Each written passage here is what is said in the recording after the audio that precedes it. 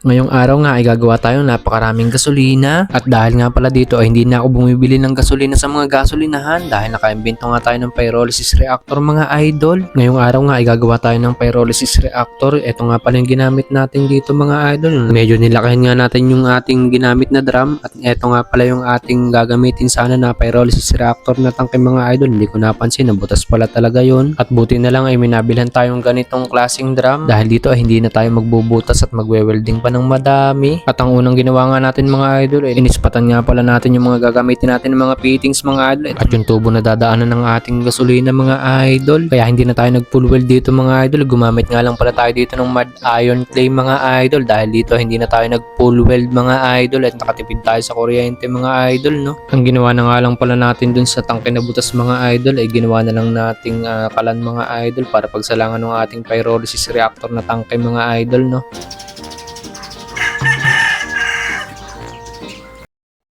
So bali mga idol, ang mangyayari dito is yan, gagatungan natin siya ng kahoy dito sa ilalim. Yan, para walang masyadong singaw yung ating apoy. Ganito yung ginawa natin dyan. Yan.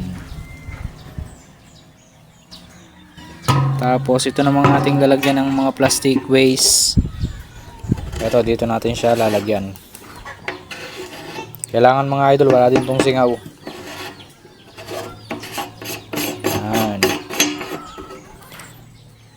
So yan, dito natin siya sa loob ilalagay.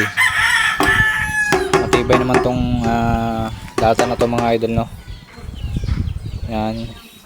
Ginamitin din natin siya dito ng pandikit na pwede sa bakal yan.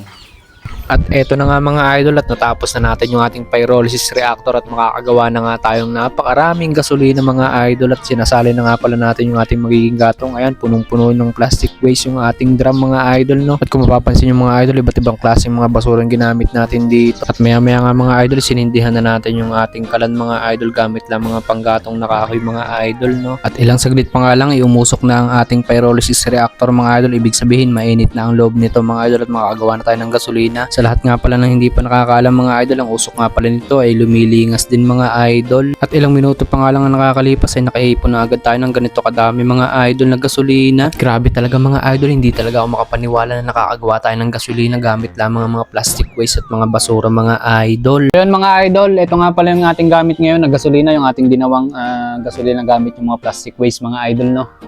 Ayan, nakikita nyo nakakabit na yung papuntang carb.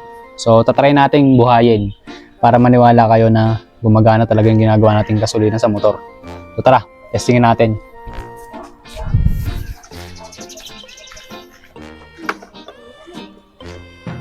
So try natin mga idol.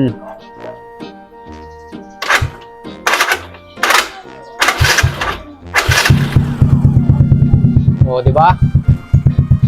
Gumagana siya mga idol, papakita ko sa inyo.